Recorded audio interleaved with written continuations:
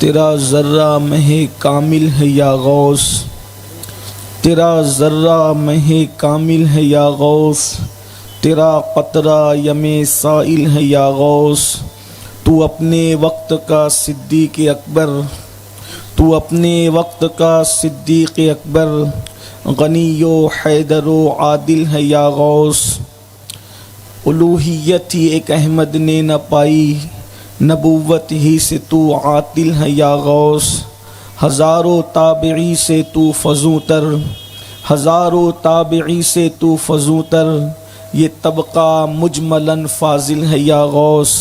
صحابیت پھر تابعیت پھر آگے قادری منزل ہے یا غوث۔ اور کہا تو نے کہ جو مانگو ملے گا، کہا تو نے کہ جو مانگو ملے گا، رضا تجھ سے تیرا سائل ہے یا غوث۔ اور ہمارا خاتمہ بالخیر ہوگا، ہمارا خاتمہ بالخیر ہوگا، تیری رحمت اگر شامل ہے یا غوث۔ دوراجی کی سرزمین پر یہ سالانہ قطب الاقطاب، غوث الاغواث، فرد الافراد، غیاث الکونین، غوث العارفین سیدنا شیخ عبد القادر جیلانی سرکار بغداد رضی اللہ تبارک و تعالیٰ عنہ کی یاد میں ہر سال دوراجی میں یہ محفل ہمارے حاجی ادریس بھائی کی جانب سے، ان کے رفقا کی جانب سے انعقاد پذیر ہوتی ہے، جس میں آپ اور ہم سب شریک ہوتے ہیں۔ مجھ سے پیشتر آپ استاذ العلماء بقیت السلف حضرت علامہ غلام غوث علوی مدظ اللہ العالی کے خطاب کو سماعت فرما رہے تھے۔ اللہ پاک حضرت کو صحت سلامتی کے ساتھ عمر خضر عطا فرمائیں اور جمیع بیماریوں سے اللہ حضرت کو شفا نصیب فرمائیں۔ اور میرے بعد انشاءاللہ آپ کو حضور قبلہ امیر سنی دعوت اسلامی کا خطاب سماعت کرنا ہے۔ تھوڑی دیر کے لیے فقیر قادری بھی آپ کی خدمت میں حاضر ہے، اور اسی مناسبت سے قرآن مقدس کی آیہ کریمہ کی تلاوت کرنے کا شرف حاصل کیا گیا۔ اللہ تعالیٰ اس کے متعلق مجھے حق کہنے اور آپ سب کو حق سن کر اس پر عمل کرنے اور اسے عام کرنے کی توفیق عطا فرمائے۔ قرآن مقدس میں اللہ تبارک و تعالیٰ نے اپنے نبیوں کے واقعات بیان فرمائے، انعام یافتہ بندوں کے واقعات بیان فرمائے، اور ساتھ ہی ساتھ جن لوگوں پر اللہ نے عذاب کیا، غضب کیا، ناراضگی کا اظہار کیا، جن کے چہروں کو اللہ نے سور اور بندروں کی طرح کر دیا، جن کے چہروں کو مسخ کیا، جن پر پتھر برسائے، جن کو ڈبو دیا، جن کو اللہ رب العزت نے ہواؤں سے ہلاک کیا، جن پر آندھیاں چلی، جن پر طوفان آئے، وہ سارے واقعات یعنی جو انعام یافتہ بندے ہیں ان کے واقعات بھی بیان ہوئے، اور جن پر اللہ نے غضب کیا ان کے واقعات بھی اللہ نے قرآن میں بیان فرمائے۔ کبھی آپ نے سوچا کہ آخر ایسا کیوں ہے، قرآن میں یہ سب واقعات کیوں بیان کیے گئے؟ اسی طرح سے صدیوں سے ہمارا معمول چلا رہا ہے کہ ہم غوث پاک کا ذکر کرتے ہیں، غریب نواز کا ذکر کرتے ہیں، سرکار قطب الاقطاب بابا قطب الدین بختیار کاکی کا ذکر کرتے ہیں، فرید الافراد سرکار فرید الدین مسعود گنج شکر کا ذکر کرتے ہیں، قطب الارشاد حضرت سیدی سلطان المشائخ محبوب الہی نظام الدین اولیاء کا ذکر کرتے ہیں، صابر پاک کا ذکر کرتے ہیں، اسی طرح سے ہم اپنے بزرگوں کا ذکر کرتے ہیں۔ آخر یہ سب کیوں ہے؟ اس ذکر کے پیچھے حکمت کیا ہے؟ تو آج اس حکمت کو آپ کے سامنے پیش کرنا چاہتا ہوں۔ دراصل بات یہ ہے کہ کسی بھی مالدار آدمی کو دیکھ کر انسان مالدار بننے کی کوشش کرتا ہے، کسی بھی پڑھے لکھے کو دیکھ کر انسان پڑھنے لکھنے کی طرف اس کو رہنمائی ملتی ہے، وہ اس طرف جاتا ہے۔ یعنی کہ انسان کسی بھی ترقی یافتہ اور کامیاب بندے کو دیکھ کر اس کے راستے پر چل کر اسی کی طرح بننے کی کوشش کرتا ہے۔ یہ ایک اصول ہے، یہ ایک ضابطہ ہے۔ کتنی بے حس ہے وہ قوم جس کے سامنے ذکر ہو کہ وہ بہت فلاں شخص مالدار ہے یا مالدار تھا، اس نے ایسے مال کمایا، اس نے ایسے مال جمایا، پھر وہ دنیا کا مالک بن گیا، پھر اس کو اتنی ترقی مل گئی، پھر اس کو اتنی کامیابی مل گئی، لیکن اس کے باوجود بھی انسان اتنا سب سن کر کے نعرہ لگا دے، خوش ہو جائے، گھر چلا جائے، وہ مالدار بننے کی کوشش نہ کرے، تو اس کا مطلب اس نے جو داستان سنی ہے مالدار کی، وہ داستان اس نے صرف دل بہلانے کے لیے سنی، اس کا کوئی مقصد اس کو نہ مل سکا، وہ مقصد کو پورا نہ کر سکا۔ اسی طرح ایک بندہ غربت کی چکی سے پستے ہوئے اٹھا اور اس کے بعد وہ بادشاہ بن گیا۔ کس راستے سے وہ بادشاہ بنا، پوری داستان سنی، لیکن اس راستے پہ چلنے کی کوشش نہیں کی، تو پھر کیا ہوا؟ اس نے صرف اپنا وقت برباد کیا، کسی کی داستان سن لی، دل خوش ہو گیا، دل بہلا کر گھر چلا گیا۔ یاد رکھیے، یہ صحابہ کرام کے واقعات، یہ انبیاء کرام کے واقعات، یا اولیاء کرام کے واقعات، یا اللہ کے برگزیدہ بندوں کے واقعات جو قرآن میں بیان ہوئے، احادیث میں بیان ہوئے، اور بعد میں ایک سلسلہ ہے۔ اللہ والوں کا ذکر کرنے سے رحمتوں کا نزول کیوں ہوتا ہے؟ اللہ والوں کا ذکر اللہ کے لشکروں میں سے ایک لشکر کیوں ہے؟ اللہ والوں کا ذکر دلوں کو زندہ کرتا ہے، اللہ والوں کا ذکر مردہ دلوں میں جان پیدا کرتا ہے، اللہ والوں کا ذکر جہاں ہوتا ہے وہاں رحمتوں کا نزول ہوتا ہے، وہاں دعائیں قبول ہوتی ہے۔ آخر یہ سب کچھ کیوں ہے؟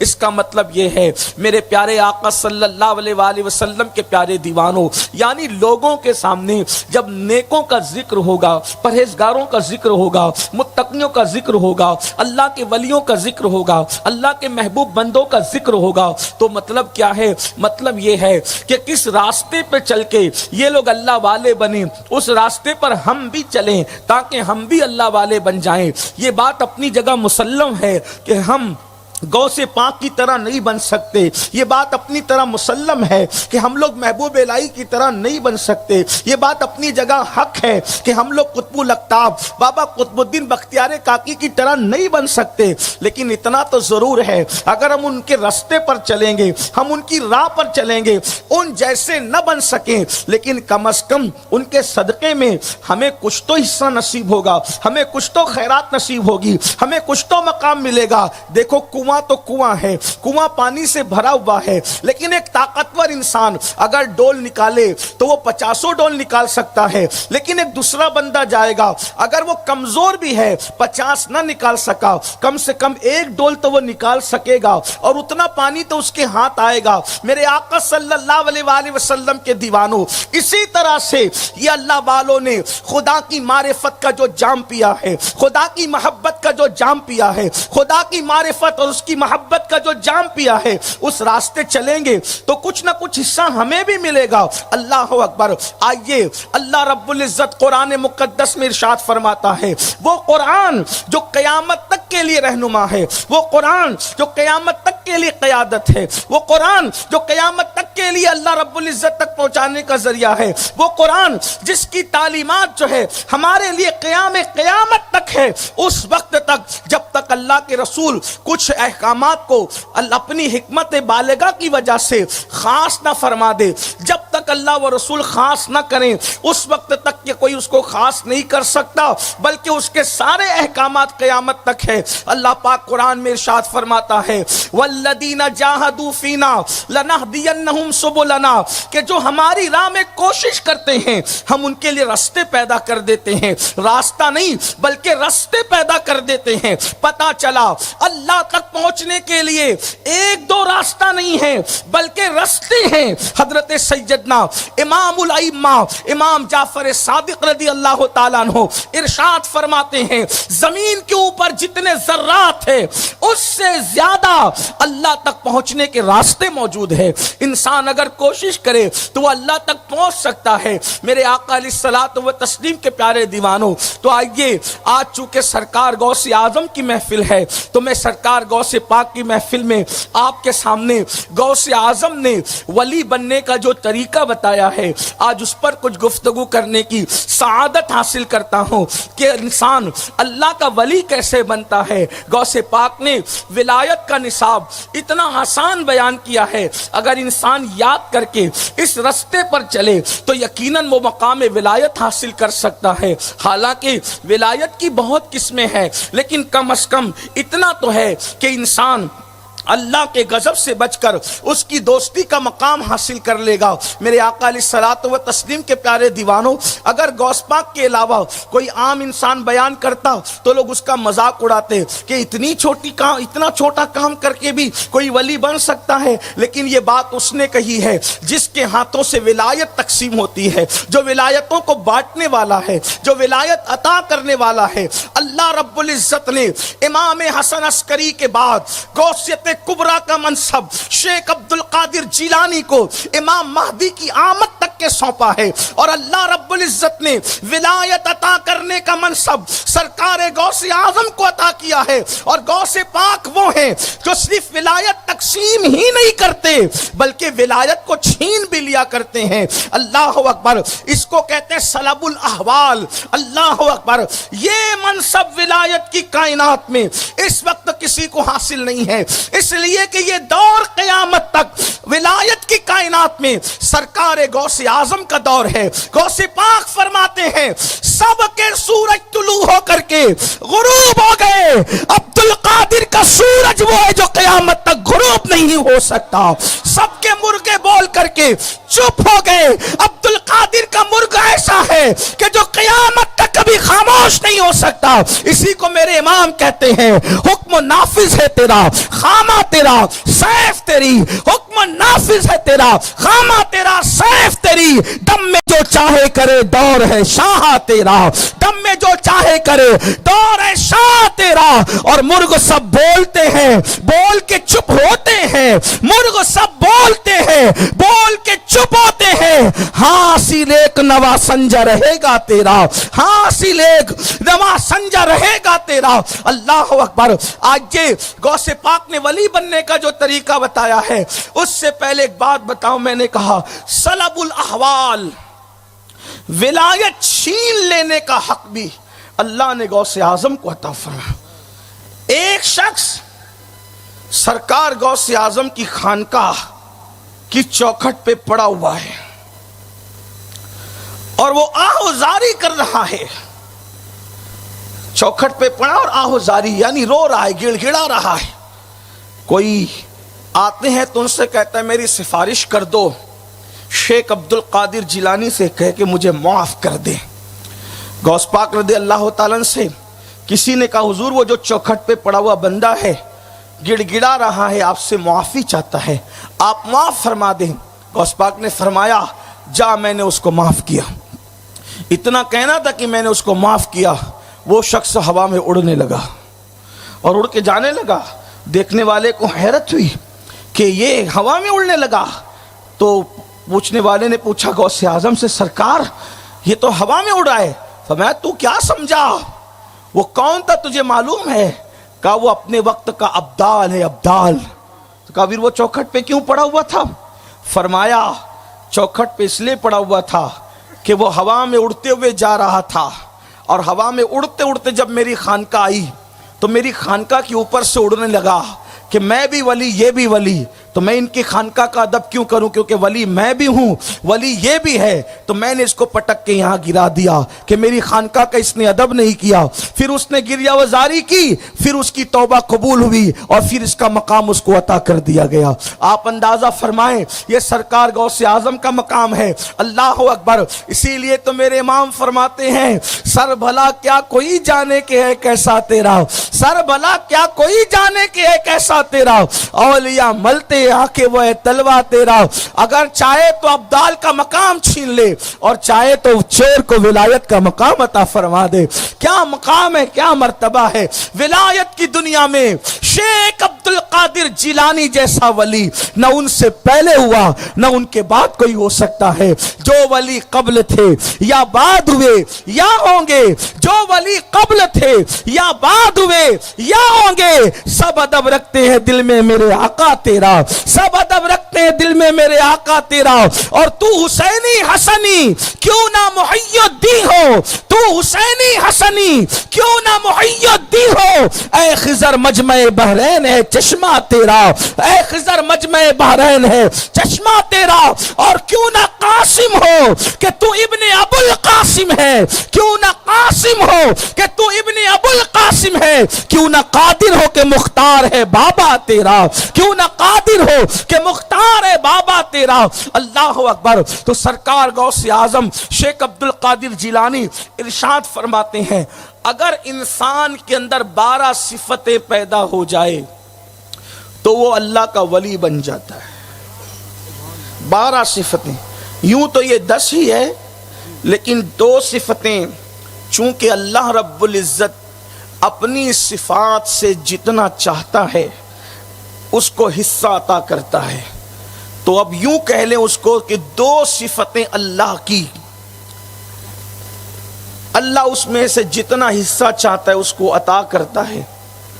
2 صفتیں اس میں رسول اللہ کی عطا کی جاتی ہے، 2 صفتیں اس میں صدیق اکبر کی دی جاتی ہے، 2 صفتیں اس میں فاروق اعظم کی۔ یہ غوث پاک نے اپنے خطبے میں فرمایا، خطاب میں جو غوث پاک کے خطبات ہیں اس میں یہ لکھا ہوا ہے۔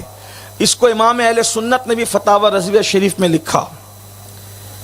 2 صفتیں صدیق اکبر کی، 2 صفتیں فاروق اعظم کی، 2 صفتیں عثمان غنی کی، 2 صفتیں مولا علی کی، یعنی چاروں خلفاء کی 2 صفتیں ہو گئی 8، 2 صفتیں رسول اللہ کی ہو گئی 10، اور اللہ کی 2 صفتوں سے اللہ، چونکہ اللہ کی ذات و صفات میں کوئی شریک نہیں ہے، یہ بالکل ایسے ہی تخلق باخلاق اللہ کہ آقا نے فرمایا اللہ کے اخلاق سے مزین ہو جاؤ، مطلب یہ کہ اللہ پاک اپنی ان 2 صفتوں سے جتنا چاہتا ہے اس کو حصہ عطا فرماتا ہے۔ اب وہ 12 صفتوں کا ذکر سنیں اور آپ بھی اور ہم بھی کوشش کریں کہ اس پر عمل کریں تو کچھ نہ کچھ مقام اور مرتبے اللہ کے کرم سے ہمیں بھی مل جائیں گے۔ کیونکہ مالدار کا ذکر سن کے مالدار بننے کی کوشش نہ کرنا یہ تو نادانی ہے۔ بچپنے سے لے کر کے سفید بال ہو گئے، بڑھاپا آنے لگا، ہم ولیوں کا ذکر روز سن رہے ہیں، لیکن ہم نے کبھی یہ کوشش کیوں نہ کی کہ ہم بھی اس رستے پر چلیں، ہم بھی اس راہ پر چلیں۔ وہ 2 صفتیں کیا ہے جو اللہ رب العزت کی صفات کا بندہ مظہر بنتا ہے، جن 2 صفتوں کا، تو امام اہل سنت اس کو فتاوی رضویہ شریف میں لکھتے ہیں، اور غوث پاک اپنے خطبات میں فرماتے ہیں۔ اب یہاں پر یہ پڑھنے سے پہلے تھوڑی آپ کی توجہ چاہتا ہوں، حالانکہ آپ بہت توجہ سے سن ہی رہے ہیں، لیکن آپ غور فرمائیں۔ آج کل ولی ہم کس کو کہتے ہیں، کس کو سمجھتے ہیں؟ جس کے ہاتھ میں تسبیح ہو، جو مصلی پہ بیٹھا ہو، یا اس کے بغل میں قرآن ہو، یا اس کے کندھے پہ مصلی ہو، یا اس کے امامے کا پیج اور اس کے امامے کی خوبصورتی ہو، جبے کی خوبصورتی ہو، کسی مسند پہ بیٹھا ہو، 2-4-6 لوگ اس کے پیر دبا رہے ہوں، یا پھر وہ ننگا دھڑنگا کسی درگاہ پہ بیٹھا ہو، یا اس کے بال بکھرے ہوئے ہوں، کالے پیلے کپڑے پہنے ہو، یا وہ قبرستان میں بیٹھ کر کے چلم پی رہا ہو اور جو ہے لگا دم مٹے غم کی باتیں کر رہا ہو، حقیقت اور معرفت کا تذکرہ کر رہا ہو، یاد رکھنا ولایت کا ذکر نہ تسبیح اور مصلی سے ہے مکمل طور پر۔ اس لیے کہ میں بڑی ذمہ داری سے بات کہتا ہوں، انسان پوری زندگی تسبیح گھماتا رہے لیکن یہ 12 صفتوں کا اگر وہ حامل نہ ہوگا تو اس کی تسبیح گھمانے سے وہ اللہ کا ولی نہیں بن سکتا۔ وہ تہجد گزار بھی ہو جائے تو بھی اللہ کا ولی نہیں بن سکتا۔ تہجد ایک الگ چیز ہے، لیکن جو چیزوں کا ذکر اس میں آیا ہے آپ اس پر توجہ کریں۔ آسان بھی ہے، کوشش بھی کی جا سکتی ہے، لیکن اگر آپ ڈھونڈنے نکلیں گے تو شاید بہت کم لوگوں کو آپ پائیں گے۔ یہ جو فکر دی گئی ہے آپ کو کہ ہم نہیں بن سکتے، ہم نہیں بن سکتے، میں کہتا ہوں کیوں نہیں بن سکتے؟ جب میں خانہ بھی وہی ہے، جام بھی وہی ہے، میں قدا بھی وہی ہے، ساقی بھی وہی ہے، سراہی بھی وہی ہے، پیمانہ بھی وہی ہے، پھر کس کی ضرورت ہے؟ صرف میخار کی ضرورت ہے۔ میخار آ جائے تو جام وہی، پیمانہ وہی، سراہی وہی، بادہ وہی۔ اور اقبال کے 2 مصروں میں کہوں، ہم تو مائل بکرم ہے کوئی سائل ہی نہیں، راہ دکھلائے کسے راہ روے منزل ہی نہیں۔ قرآن کہتا ہے جو کوشش کرتے، والذین جاہدوا، جو لوگ کوشش کرتے ہیں، جنہوں نے کوشش نہیں کی، وہ کبھی کہیں نہیں پہنچ سکتے، مگر جو کوشش کرتے ہیں اللہ فرماتے ہیں ہم خود اس کے لیے راستے پیدا کر دیتے ہیں۔ ہم کوشش تو کریں، اللہ کے یہاں کوشش رائے گا نہیں جاتی۔ بلکہ آپ کو ایک بات بتاؤں، اللہ اکبر، جو اس کی راہ میں چلتے ہیں اس کی طرف، اس کا وعدہ ہے جو ہماری طرف چل کر آتے ہیں ہماری رحمت ان کی طرف دوڑ کر جاتی ہے۔ اللہ اکبر، اس سے بڑی بات کیا ہوگی؟ میرے پیارے آقا علیہ الصلوۃ و تسلیم کے پیارے دیوانوں، ایک بات بڑی دلچسپ آپ کو بتاؤں۔ اللہ، ایک مرتبہ حضرت سیدنا امام حسن بصری رضی اللہ تعالیٰ عنہ نے ایک مرتبہ اپنے خطاب میں کہا، لوگوں اللہ کے دروازے پہ دستک دیتے رہو، لوگوں اللہ کے دروازے پہ دستک دیتے رہو، ایک نہ ایک دن اللہ کا دروازہ کھل ہی جائے گا، ایک نہ ایک دن وہ دروازہ کھول ہی دے گا۔ پردے کے پیچھے ایک بوڑھی عورت بیٹھی تھی، اس نے لقمہ دیتے ہوئے کہا، حسن تو کہتا ہے کہ دستک دیتے رہو دروازہ کھل جائے گا، مجھے یہ تو بتا کہ اس نے دروازہ بند کب کیا ہے؟ اس کے دروازے پہ دستک دی جاتی ہے، جس کا دروازہ بند ہو اس نے تو دروازہ بند ہی نہیں کیا۔ جب یہ دیکھا گیا تو وہ بڑھیا کوئی اور نہیں تھی، اسی کو رابعہ بصری کہا جاتا، اس کا در تو کھلا ہوا ہے۔ لوگ دروازے پہ دستک دینے کی بات کیا کرتے ہیں؟ سب کے دروازے بند ہو جاتے ہیں، لیکن اس کا در رحمت کبھی بند نہیں ہوتا۔ اگر کبھی کہیں تو انسان مجازن کہتا ہے، ورنہ حقیقت تو اس کا در واہ ہے، کھلا ہے، بلکہ وہی تو ایک در ہے جو کبھی بند نہیں ہوتا۔ سب کے دروازے بند ہوتے ہیں، رب کا دروازہ کبھی بند نہیں ہوتا۔ لیکن قوم کی بے حسی کو کریں تو کیا، سب کی قدر کی، سب کی طرف توجہ کی، رب کی طرف توجہ کیوں نہیں کرتے؟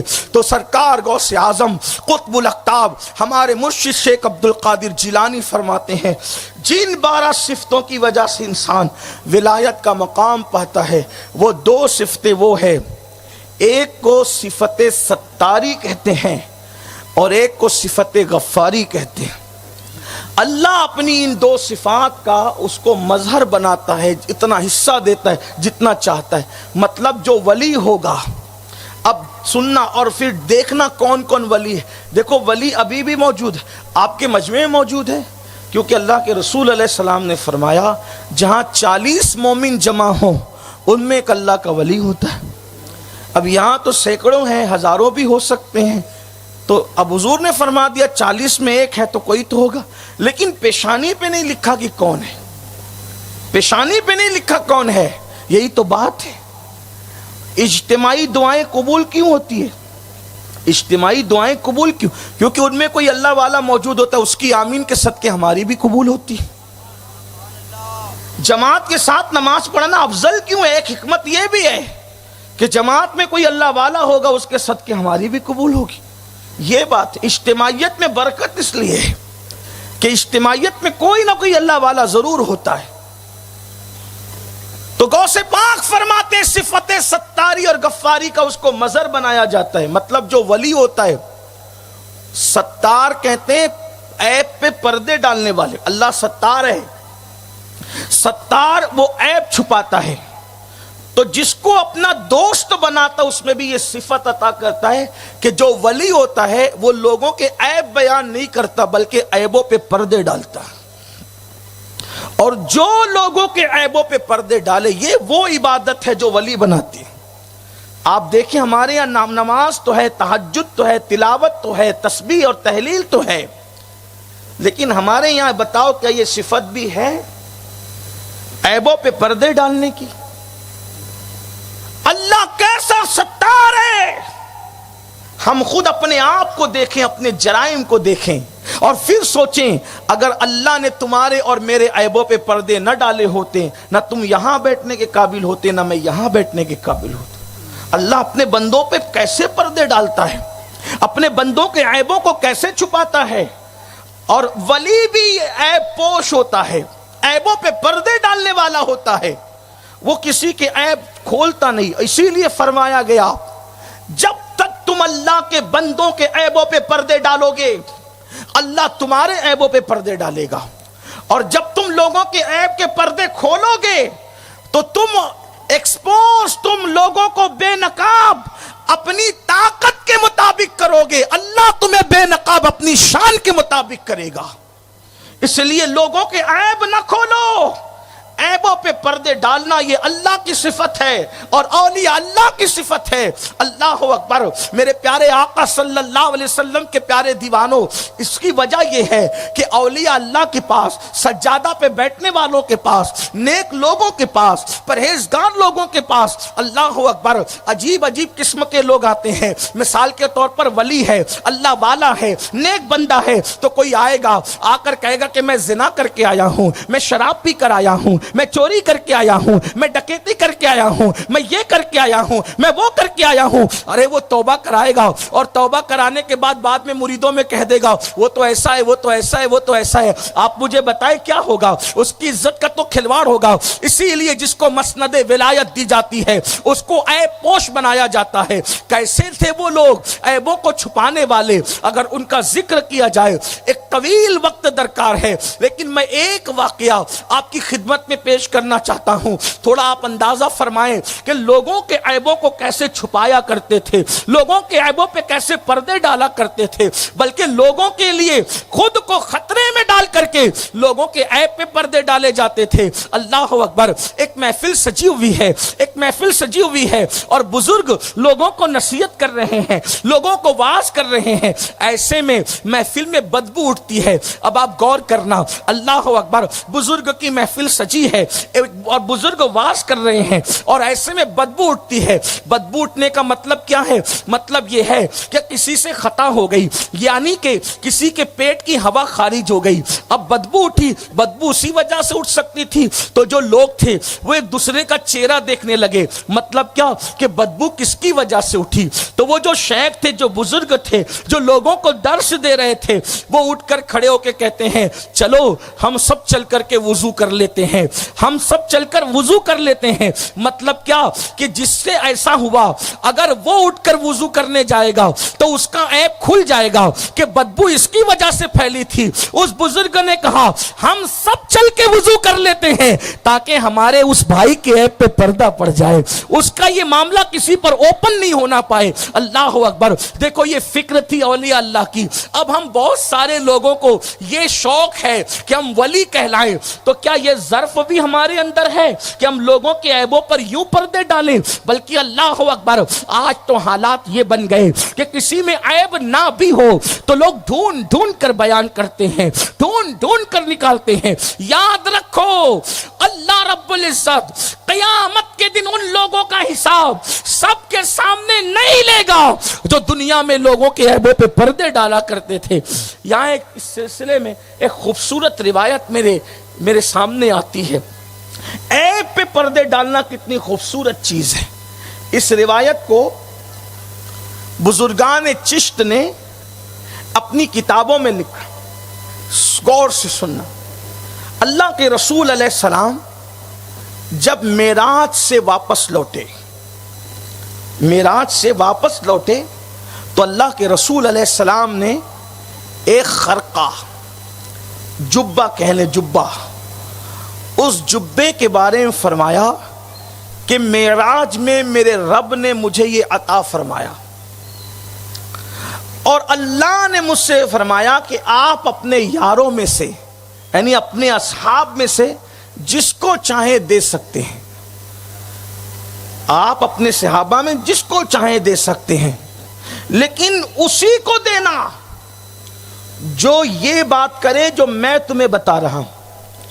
جو بات میں نے بتائی، جب کوئی بندہ یہ بات کرے گا تو یہ جبے کا وارث وہی ہوگا، اسی کو عطا کرنا۔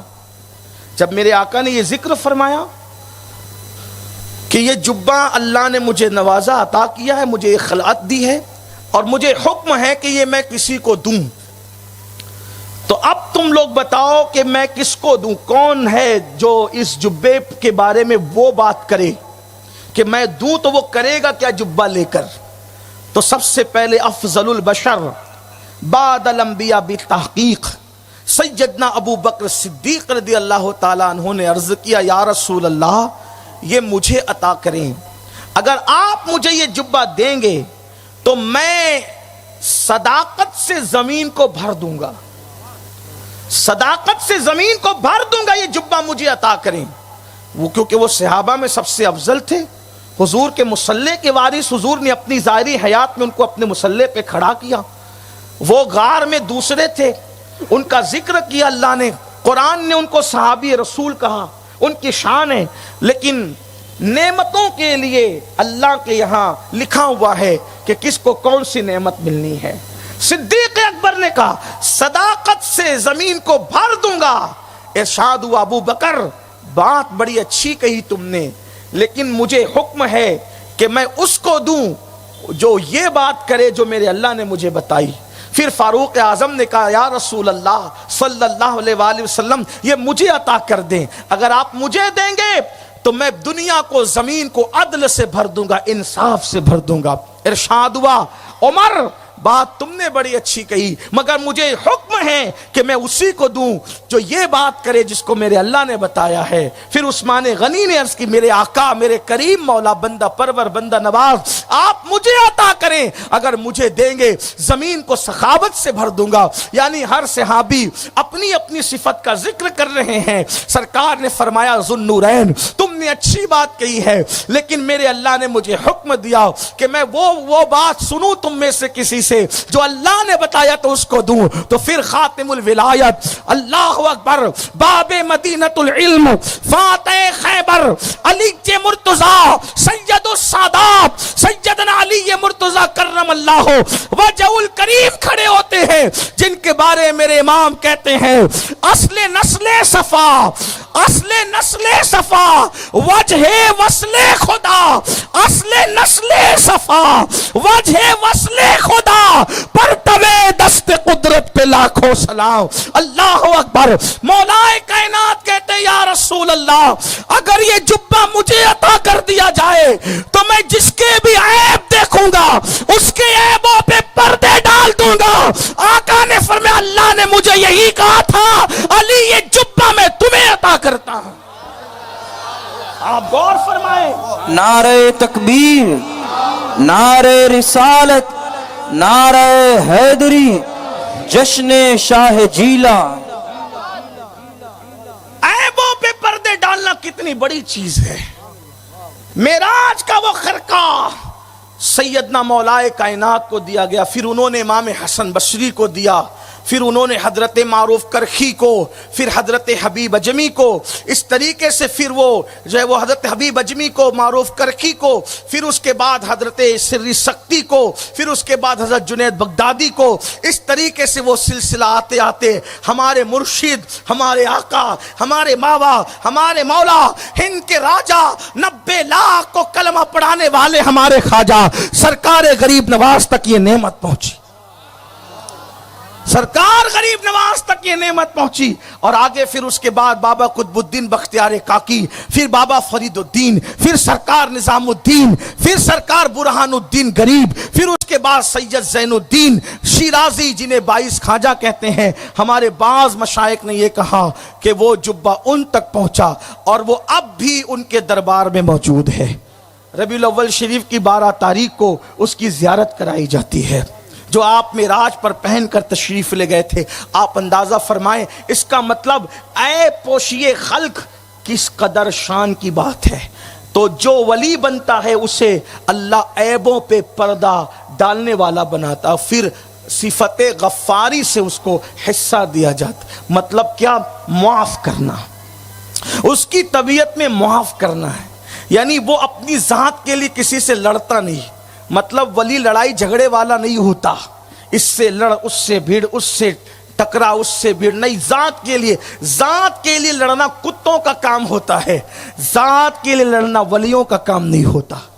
ہاں ولی ذات کے لیے نہیں لڑتا. اب پتہ چلا آپ کتنی تسبیح بڑی لے لو ہاتھ میں, لیکن ذات کے لیے لڑتے پھر رہے ہو. آپ سب کچھ ہو سکتے مگر اللہ کے ولی نہیں ہو سکتے. آپ دیکھیں سرکار غریب نواز رضی اللہ تعالیٰ آپ کے ساتھ کیا کیا سلوک کیا گیا. دیکھو ولی کیسے معاف کرتا ہے. یہاں پر ایک بات پھر مجھے یاد آئی بزرگان چشت سے. چشتی سلسلہ اہل بہشت, کیونکہ ہندوستان کا یہ سب سے بڑا سلسلہ, ہند میں دین جو پھیلا ہے اس کا سب سے پہلے سہرا اگر کسی کے سر بنتا ہے تو ہمارے مشائخ چشت ہیں. حالانکہ ہم لوگ قادری بھی الحمدللہ, بلکہ قادری ہی ہے پہلے مرید, مگر ہندوستان میں رہنے کی وجہ سے ہمیں قادریت بھی ملی ہے تو غریب نواز کے صدقے میں ملی ہے. غریب نواز کو جو نظر انداز کرے گا نہ وہ دین کا رہے گا نہ دنیا کا رہے گا، اتنا یاد رکھنا. ہاں اس لیے کہ یہاں کے جتنے کلمہ پڑھتے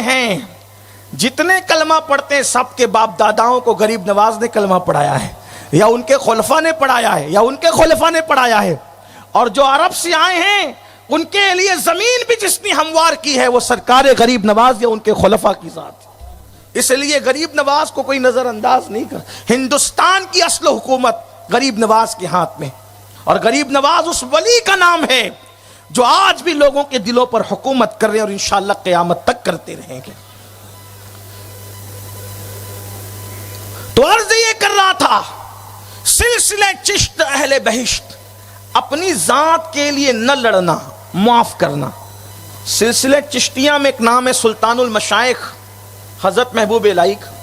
محبوب الہی کے مرید اور خلیفہ ہیں حضرت خواجہ نصیر الدین چراغ دہلوی، روشن چراغ دہلوی، چراغ دہلی ہیں آپ. اور یہ حضرت محبوب الہی کے مرید بھی ہیں، خلیفہ بھی ہیں اور جانشین بھی ہیں حضرت محبوب الہی کے نصیر الدین چراغ دہلوی. آپ چونکہ چشتی تھے، چشتی مشرب تھے، تو آپ جو سلسلہ چشت کی رسومات ہے اس کے پابند بھی تھے. علماء جانتے ہیں وہ کیا کیا رسومات ہے، اس کا ذکر میں یہاں ابھی نہیں کرتا. تو بادشاہ کو کچھ لوگوں نے کان بھرے، کچھ لوگوں نے بادشاہ کے کان بھرے کہ یہ جو نصیر الدین ہیں محبوب الہی کے خلیفہ، وہ ایسا ایسا کرتے ہیں، یہ کرتے ہیں، وہ کرتے ہیں، یہ کرتے ہیں، وہ کرتے ہیں، اور یہ لوگ اپنی خانقاہ میں بیٹھے بیٹھے خوب مزے کر رہے. ان کو آپ اپنی نوکری دیں، ان کو آپ اپنا نوکر بنائیں تاکہ یہ ذلیل ہوں. اب ہر دور میں ولیوں کا سکہ چلتا رہا ہے، ہر دور میں اللہ والوں کا سکہ چلتا رہا ہے، ہر دور میں ولیوں کا ڈنکا بجتا رہے، اور ہر دور کی عوام اور اہل ایمان کے خواص سب ولیوں کے معتقد رہے ہیں. تو لیکن کچھ لوگوں کو حسد رہتا ہے اللہ والوں سے، بلکہ ولی بھی وہی بنتا ہے جس کے حاسد ہوتے ہیں. حضرت داتا صاحب فرماتے ہیں کہ اللہ جس کو ولی بنانا چاہتا ہے اس پر کوئی فرعون مسلط کرتا ہے مخالف، جو اس کی مخالفت کرتا رہتا ہے اور وہ بندہ اس پہ صبر کرتا رہتا ہے. تو نفل عبادتوں سے جو مرتبے نہیں ملتے وہ مخالفتوں پر صبر کی بنیاد پہ اللہ مقام اور مرتبے عطا فرماتا ہے. اسی لیے آپ دیکھیں گے کہ اہل ظاہر ولیوں کی مخالفت کرتے رہے لیکن اولیاء کبھی کسی کی مخالفت نہیں کرتے رہے، وہ مخالفتوں پہ صبر کرتے رہے. پرتھوی راج دیکھیں غریب نواز کا مخالف رہا لیکن غریب نواز نے پرتھوی راج کی کبھی مخالفت نہیں کی. اسی طریقے سے ہر دور میں آپ اٹھا کر کے دیکھ لیں، اللہ اکبر. تو نصیر الدین چراغ دہلوی کے بہت مخالف تھے، حاسدین تھے، تو بادشاہ کے کان بھر دیے، کہا کہ یہ خانقاہ میں مزے کر رہے ہیں، ان کو نوکری پہ لگاؤ، نوکری دو، حقیر کام دو، چھوٹا سا کام دو، تاکہ ان کے مریدین چھٹیں، ان کی عزت، ان کی عظمت لوگوں کے دلوں سے پامال ہو جائے. ایک قاصد پہنچا، آپ کو بادشاہ بلا رہے ہیں. آپ نے فرمایا ہمیں بادشاہ سے کیا کام، ہم بادشاہ کے یہاں کیوں آئے؟ تو کہا کہ آپ کو بلا رہے ہیں، چلو، نہیں آؤ گے تو ہم اٹھا لے جائیں گے. خواجہ نصیر الدین چراغ دہلوی کو مریدوں نے کہا، خلفاء نے کہا حضرت ظالم ہے، آپ چلیں. وہاں گئے تو بادشاہ نے کہا آپ کو میری نوکری کرنی. فرمایا میں نوکری کیوں کروں تمہاری، میں تو کوئی نوکر نہیں ہوں. کہا لیکن تمہیں کرنی پڑے گی. خواجہ صاحب نے فرمایا میں نہیں کروں گا. دیکھو ولی کیسا معاف کرنے والا، حلم کیسا ہوتا ہے ولی کے اندر. جہاں علم ہوگا وہاں حلم ہوگا، جہاں ولایت ہوگی وہاں گلوں کی نکہتوں سے زیادہ حلم ہوگا، معاف کرنے کا جذبہ ہوگا. حضرت نصیر الدین چراغ دہلوی نے فرمایا میں نوکری نہیں کروں گا. کہا کرنی پڑے گی. اس نے کہا کرنی پڑے گی. آپ نے فرمایا میں نہیں کروں گا، میں نوکر نہیں ہوں، میں تمہاری نوکری کیوں کروں، مجھے ضرورت نہیں ہے، میرے اللہ نے مجھے بہت دیا ہے. اس نے کہا اگر نوکری نہیں کرتے تو اس نے بادشاہ نے یہ جو دونوں طرف کی ہڈی ہوتی ہے، یہ سینے کی ہڈی، یہ والی دو ہڈی، ان دونوں ہڈیوں میں سوراخ کیا. یہ ظلم ہے. اللہ والوں کے ساتھ ہوا کیا ذرا اندازہ کریں اور ان کا حلم دیکھیں. اہل دنیا کا ظلم اور پھر ان کا حلم دیکھیں تاکہ پتہ چلے کہ خدا کے دوستوں میں صفت غفاری کس طریقے سے جلوہ نما ہوتی ہے۔ یہ دونوں ہڈیوں میں سوراخ کر کے اس میں زنجیر باندھی اور آپ کو کھوٹے سے لٹکا دیا۔ خواجہ نصیر الدین چراغ دہلوی کو جب آپ کو لٹکا دیا گیا تو سرکار نصیر الدین چراغ دہلوی سے مریدوں نے کہا حضور آپ جو دعا کرتے ہیں، آپ بد دعا کرتے اللہ قبول کر لیتا ہے، اس کے لیے دعا کر دے کہ اللہ اسے ہلاک کر دے۔ فرمایا فقیر اللہ کا دوست اپنے دشمنوں کے لیے کبھی بد دعا نہیں کرتا، ہم اپنے دشمنوں کے لیے کبھی بد دعا نہیں کرتے، اپنی ذات کے لیے کبھی نہیں لڑتے۔ 3 دن تک ایسی لٹکے رہے۔ سیرت نگاروں نے، بعض لوگوں نے اور بھی لکھا، لیکن کم سے کم 3 دن تک لٹکے رہے۔ جب لٹکے ہوئے مریدین نے کہا حضور آپ قبول کر لیں، اب دیکھا نہیں جاتا، تو پھر آپ نے فرمایا ٹھیک ہے میں نوکری کے لیے تیار ہوں۔ 3 دن کے بعد پھر آپ کو نوکری دی گئی۔ کون سی نوکری؟ اللہ اکبر، کہ بادشاہ کو کپڑے آپ پہنائیں گے۔ بادشاہ جب سوار ہو کر کے نکلے گا کپڑے آپ پہنائیں گے۔ اب بادشاہ کو آپ کپڑے پہناتے، باندھتے، اس سے وہ ظالم سمجھتا کہ میں ان کو ذلیل کر رہا ہوں، حالانکہ وہ کیا ذلیل کر سکتا؟ خدا جسے عزت دے وہ کیا ذلیل کسی کو کوئی کر سکے گا؟ عزت اور ذلت اللہ کے ہاتھ ہے۔ وَتُعِزُّ مَن تَشَاءُ وَتُذِلُّ مَن تَشَاءُ، جسے چاہتے عزت دیتے ہیں، جسے چاہتے ذلیل کرتے ہیں۔ اللہ اکبر، اپنے دشمن کے لیے بد دعا نہیں کی اور اب اس کو کپڑے پہنا رہے ہیں، حالانکہ آپ کو نوکری کی کوئی ضرورت نہیں، لیکن وہ اپنے زوم باطل میں ذلیل کرنا چاہتا ہے۔ ایک دن اب اس نے سوچا کہ چلے یہ میری بات پہ آ گئے اور مجھے کپڑے پہنا رہے ہیں، تو کسی ظالم نے پھونک ماری ایسی کہ تم وقت پر آتے ہو، تم وقت پر آتے ہو، اس لیے وہ کپڑے پہنا دیتے ہیں۔ ایک کام کرو، تھوڑا دیر سے آیا کرو، تاخیر سے آیا کرو، تاکہ انتظار کرنا پڑے، ان کو انتظار کرنا پڑے۔ اللہ اکبر، ایک دن بادشاہ اتنی دیر سے آیا، خواجہ نصیر انتظار کر رہے ہیں، انتظار کر رہے ہیں، انتظار کر رہے ہیں۔ خواجہ نصیر الدین چراغ دہلوی کی عصر کی نماز قضا ہونے کے قریب آ گئی ہے، یعنی سورج غروب ہونے لگا ہے۔ اب نصیر الدین چراغ دہلوی فرمایا کرتے تھے 70 سال تک غار میں بیٹھ کر انسان عبادت کرے، وہ 70 سال کی عبادت ایک طرف ہے اور ایک وقت کی فرض نماز ایک طرف ہے، یعنی اللہ اکبر 70 سال کے جنگلوں کے ریاضت اور مجاہدے انسان کو وہ مقام عطا نہیں کرتے جو فرض نماز اس کو مقام عطا کرتی ہے۔ تو نصیر الدین چراغ دہلوی تڑپ رہے ہیں بادشاہ کب آئے گا، کب آئے گا، کب آئے گا، حتیٰ کہ سورج زرد ہونے لگا۔ اس پر حدیث ہے، میرے آقا علیہ السلام فرماتے ہیں مومنوں کی نماز اس وقت ہے جبکہ مسنون وقت ہو اور سورج زرد ہو جائے، اس وقت منافق نماز پڑھا کرتے ہیں، وہ منافقوں کی نماز ہے۔ اللہ اکبر، یعنی وہ لوگ سستی کر کے نماز پڑھتے ہیں، حالانکہ ہر بندہ ایسا کرنے والا منافق نہیں ہے، اس کا مطلب یہ نہیں ہے، لیکن یہ منافقوں کی صفت ہے، جیسے کہ کہا گیا جھوٹ منافقوں کی صفت ہے، وعدہ خلافی منافقوں کی صفت ہے۔ تو ایسے ہی نماز کو دیر سے ادا کرنا جبکہ سورج غروب ہونے کے قریب ہو، یہ منافقوں کی صفت ہے، وہ نمازوں میں سستی کرتے ہیں۔ یہاں آ کر کے میں سوچتا ہوں یا اللہ، جو سورج غروب ہوتے وقت عصر کی نماز پڑھے اس کو منافقوں کی صفت میں کہا گیا، جو لوگ سرے سے نماز پڑھتے ہی نہیں، اللہ اکبر، ان کا کیا انجام ہوگا، ان کا کیا حال ہوگا، ان کا مزاج کیا ہے، ان کا انداز کیا ہے۔ بلکہ ان کے لیے تو یہاں تک فرمایا کہ جو نماز چھوڑ دیتے ہیں قیامت کے دن وہ فرعون کے ساتھ اٹھیں گے، وہ حامان کے ساتھ اٹھیں گے۔ اللہ اکبر، وہ لوگ ابی بن خلف کے ساتھ اٹھیں گے۔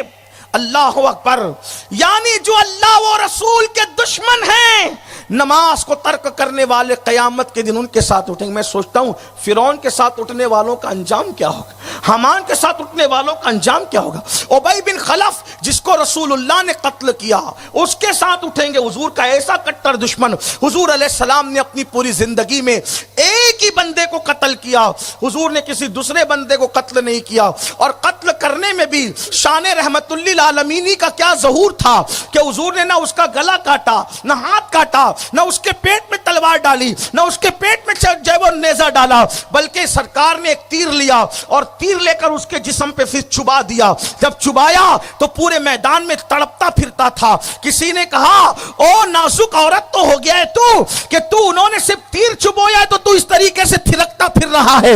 تو اس نے کہا تجھے چبوتے جب پتا چلتا واللہ تیر چبونا ان کا بڑی بات ہے, اگر وہ مجھ پر تھوک دیتے تب بھی میں قتل ہو جاتا. حضور کی شان یہ, حضور نے ایک ہی بندے کو قتل کیا, نیزہ چبو دیا, وہ مر گیا. اس کے ساتھ اٹھیں گے جو نمازوں کو چھوڑتے ہیں. کہاں ہو غوث پاک کی غلامی کا دعویٰ اور نماز چھوڑ کے اٹھنا کس کے ساتھ؟ فرعون کے ساتھ, حامان کے ساتھ, ابی بن خلف کے ساتھ. کیا ہو گیا؟ لوگوں کے کانوں پہ جو تک نہیں رینگتی, چلتے پھرتے کھیلتے کودتے ہنستے کھیلتے نمازوں چھوڑتے. نماز چھوڑنے والوں, یہ ایسی روایت ہے جس کا انکار کسی مکتب فکر نے نہیں کیا. ہم سنیوں کو کیا ہو گیا؟ مسجدوں کو ویران کر چکے, نمازوں سے کوسوں دور جا چکے. جلسوں میں تو ہزاروں کی تعداد ہے, کیا فجر کی نماز میں بھی ہزاروں کی تعداد ہے؟ جو قوم دین سننے کے لیے تو ہزاروں میں جمع ہو اور دین پر عمل کرنے کے لیے سینکڑوں کی تعداد میں بھی جمع نہ ہو, اس قوم کا انجام کیا ہوگا؟ لوگوں اپنے آپ پہ رحم کرو. اپنے نبی, سچے سچے نبی, صادق و مصدوق نبی, غیب داں نبی, جن کے کہنے پہ اللہ کو ایک مانا, جن کے کہنے پہ قرآن کو اللہ کی کتاب مانی, جن کے کہنے پہ ہم نے فرشتوں کو مانا, جن کے کہنے پہ قبر کو مانا, جن کے کہنے پہ حشر و نشر کو مانا, وہی فرما رہے ہیں جو نماز چھوڑے گا وہ فرعون کے ساتھ اٹھے گا. اللہ اکبر. یہاں سے بڑھ کر بڑی معذرت کے ساتھ دوراجی والے اگر جان بخشی کریں تو بڑھ کر ایک بات ضرور پوری جرت سے کہہ جاؤں گا. 11ویں شریف کی 11 نہیں 40 دیگیں پکا لے, لیکن اگر نماز نہیں پڑھتے تو اللہ کے رسول کا فرمان تلوار کی طرح سنوں پہ لٹک رہا ہے کہ فرعون کے ساتھ اٹھنے کے لیے تیار ہو, نبی کے دشمن کے ساتھ اٹھنے کے لیے تیار ہو. اور یاد رکھنا, جس کو رسول اللہ قبول نہ فرمائے اس کو غوث اعظم بھی کبھی قبول نہیں کر سکتے, اس کو غریب نواز بھی کبھی قبول نہیں کر سکتے. میری سنی قوم کو کیا ہو گیا, میری قوم کے جوانوں کو کیا ہو گیا, کتنی سادگی سے کہہ دیتے ہیں مولانا ٹائم نہیں ملتا, مولانا وقت نہیں ملتا. میرے عزیز, اگر نماز کے لیے رب کے لیے ٹائم نہیں ہے تو فیس بک کون چلاتا ہے, یوٹیوب پر کون بیٹھتا ہے, ٹویٹر کون استعمال کرتا ہے؟ مجھے بتاؤ. جس قوم کو عریانیت اور فحاشی کے لیے وقت ملتا ہے اور اللہ کی عبادت کے لیے وقت نہیں ملتا, پھر وہ اللہ کے بندے کہلانے کے حقدار ہیں یا نفس کے بندے ہیں یا اپنی خواہشات کے بندے ہیں؟ سن لو, جب تک یہ قوم خدا کی چوکھٹ پہ جھکتی رہی, اس قوم کا سورج بلند رہا, اس قوم کی عظمت رفتہ بحال رہی, یہ قوم ترقی کی منازل طے کرتی رہی. جب سے مسجدوں سے رشتہ ٹوٹ گیا, جب سے سجدوں سے رشتہ ٹوٹ گیا, جب سے عبادتوں سے رشتہ ٹوٹ گیا, اس وقت سے ہماری قوم کو زوال آ گیا ہے. یہ قوم تباہی کے دہانے پر ہے, یہ قوم بربادی کے دہانے پر ہے. آؤ اللہ کے بندو, اپنے بزرگوں کی زندگی کو دیکھو. خواجہ نصیر الدین چراغ دہلوی, اللہ اکبر, ان کو ٹانگ دیا گیا, لٹکا دیا گیا, ہڈیوں کے اندر سوراخ کر کے. دشمن کے لیے بد دعا نہیں کی, لیکن سورج غروب ہونے کے قریب آ گیا ہے اور بادشاہ ابھی تک آیا نہیں ہے, اور تڑپ گئے. تڑپنے کے بعد اللہ اکبر, اتنا وقت تھا کہ بس چند رکعت پڑھی جا سکتی تھی اور سورج غروب ہوتا, یعنی مکرو وقت آ گیا. تب نصیر الدین چراغ دہلوی نے جبہ پہنایا اور جبہ پہنا کر اپنے مریدوں میں سے کسی کو کہا, اب یہ میری نمازیں قضا کرائے گا, اب یہ میری نمازیں قضا کرائے گا. پھر آپ نے بندن باندھتے ہوئے اس کے کپڑے کا کہا, باندھے نصیر, جملہ دیکھ, باندھے نصیر کھولے غسال. آج باندھوں گا تو میں, اور اس کو اب کھولے گا کل کون؟ غسل دینے والا غسال. پھر جب صبح ہوئی تو بادشاہ مر چکا تھا. اپنی ذات کے لیے بد دعا نہیں دی, دین پر جب نقصان آیا تو زبان سے جملے ادا کر. تو جو ولی ہوتا ہے وہ ذات کے لیے لڑنے والا نہیں ہوتا, اللہ کی شان ستاری و غفاری کا وہ مظہر ہوتا ہے. 2 صفتیں یہ ہو گئی, 2 صفتیں رسول اللہ کی. اللہ کے رسول اپنی امت کے ساتھ رفیق ہیں اور امت پر مہربان اور شفیق ہیں. تو جو ولی ہوتا ہے وہ دھکے دینے والا، جھڑکنے والا، مارنے والا، پیٹنے والا نہیں، گالی بکنے والا نہیں، غصہ گرمی والا نہیں. وہ رفیق ہوتا ہے حضور کی شفقتوں کی طرح، حضور کی مہربانیوں کی طرح. یعنی ولی کو دیکھ کر رسول اللہ کی مہربانیاں یاد آتی. کیسا ہوتا ہے وہ رفیق؟ کیسا ہوتا ہے وہ رفیق؟ کیسے سن لیں حضور پہلے کیسے رفیق تھے وہ سن لیں، پھر ولی کیسے رفیق ہوتا ہے وہ سن لیں. دیکھو یہاں ابھی نماز کا تذکرہ ابھی بعد میں آتا ہے، ابھی تو پہلے یہ ساری چیزیں ہیں. اسی لیے میں آپ سے عرض کرنا چاہتا ہوں، ہم نے ولایت ہوا میں اڑنا، پانی پہ چلنا جیسے سن لیا، تب ہم بھی سوچتے ہیں کہ ہم بھی ہوا میں اڑے. حالانکہ وہ مکھیوں کا کام ہے ہوا میں اڑنا. پانی پہ چلنے اگر آپ کوئی فضیلت سمجھتے ہیں، یہ تو مچھلی اور کیکڑے بھی کر لیتے ہیں. یہ اصل کام ہے. ولایت کا نصاب یہ ہے، ولایت کا نصاب یہ ہے. دیکھو حضور کیسے رفیق تھے. ایک مرتبہ ایک ضروری کام سے تشریف لے جا رہے ہیں تو کیا دیکھا، کسی کے سسکیاں لینے کی آواز آ رہی، کوئی سسک رہا ہے، کسی کے سسکیاں لینے کی آواز آ رہی ہے. اللہ کے رسول علیہ السلام کے کانوں میں جب سسکیاں لینے کی آواز آئی، کسی کے سسکنے کی آواز آئی تو پوچھا کون سسک رہا ہے؟ تو کسی نے کہا یا رسول اللہ وہ ابو جہل کا غلام ہے جو آپ کو فکرے کستا ہے، جو آپ کے کپڑے کھینچنے کی کوشش کرتا ہے، جو آپ کو پتھر سے مارتا ہے. حضور وہ بیمار پڑ گیا، اور ایسا بیمار پڑا کہ ابو جہل نے اس کو اپنے گھر سے باہر نکال کے وہ جھوپڑے میں ڈال دیا. اب اس کا کوئی پرسان حال نہیں ہے، اس کو سسکیاں لے رہا ہے. اللہ اکبر. دنیا کا کوئی دنیا دار انسان ہوتا ہمارے اور آپ کی طرح، وہ کہتا دیکھو مجھے ستایا نا تو انجام پہ کیا پہنچا.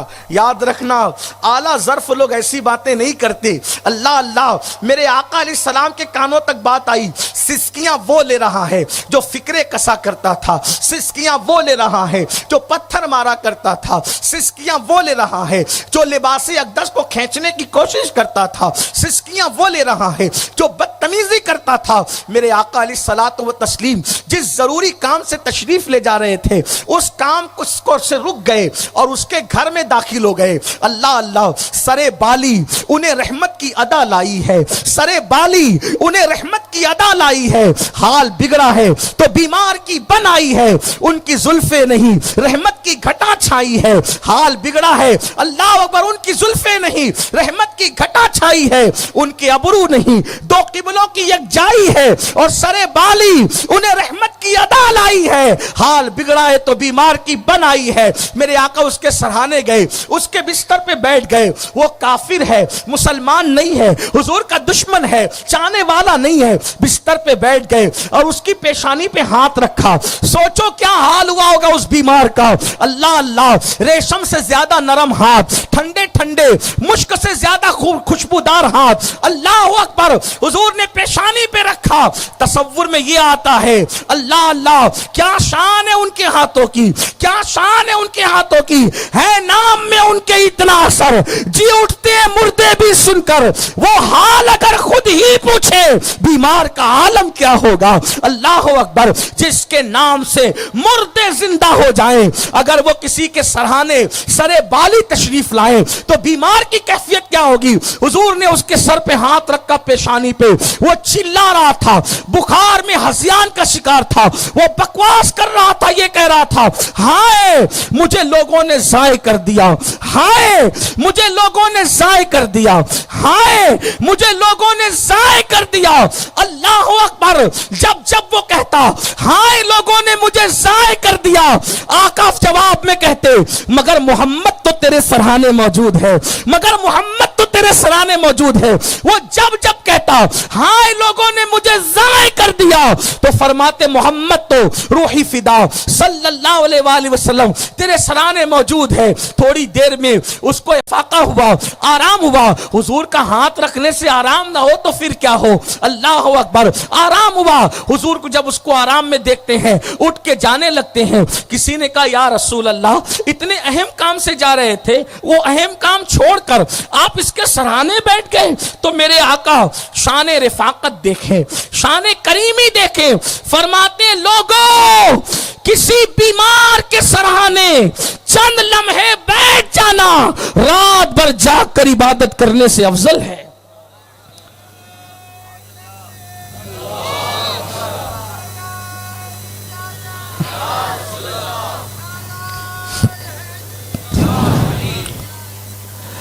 ایک دشمن کے لیے یہ دل میں درد ہے، یہ دل میں جذبہ ہے۔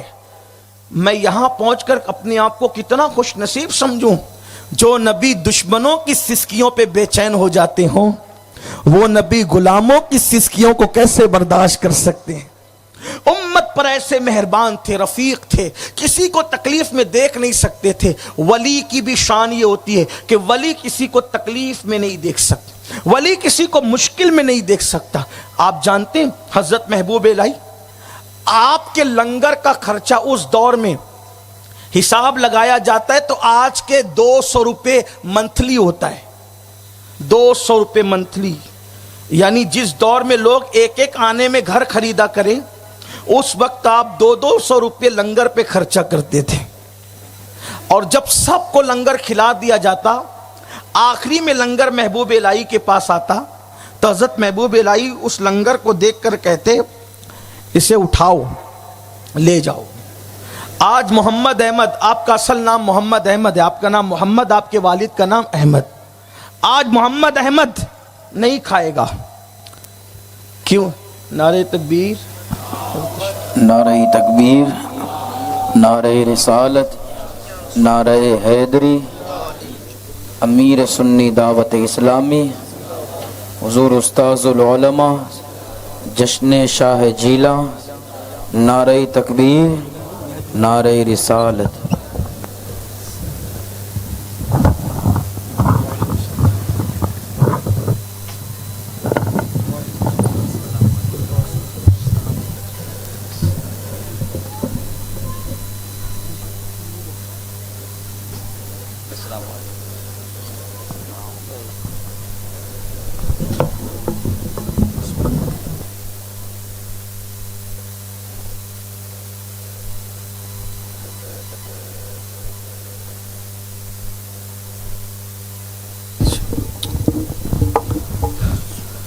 سب لوگ تشریف رکھیں، ایک مرتبہ درود شریف پڑھ لیں۔